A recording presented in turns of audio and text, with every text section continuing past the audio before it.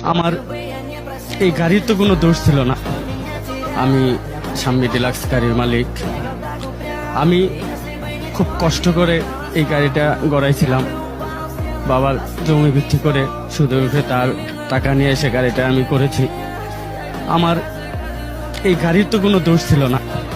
আমি জাতির কাছে, দেশের মানুষের কাছে আমি একটাই দাবি জানাই, একটা লোক মারা গেছে, তার পরিবারও শেষ, সাথে সাথে তো আমার পরিবারকেও শেষ করে দিল। আমি এখন আমার এই পরিবার সংসার কিভাবে চালাও?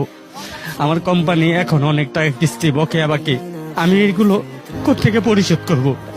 ফুটেজ দেখলেই দেখা যাবে কে কে গাড়িতে আগুন দিচ্ছে, কে গাড়িটা ভাঙচুর করতেছে। এখানে তো আমার গাড়ির কোনো দোষ ছিল না। দোষ করলে আমার ড্রাইভারের দোষ করতে পারে, এতে আমার কি দোষ? আমার গাড়িটা এভাবে সারা জীবনের জন্য ধ্বংস করে দিল, পুড়িয়ে দিল, আমার ফ্যামিলিকে রাস্তায় বসিয়ে দিল। আমি প্রশাসনের কাছে এর সুস্থ বিচার চাই।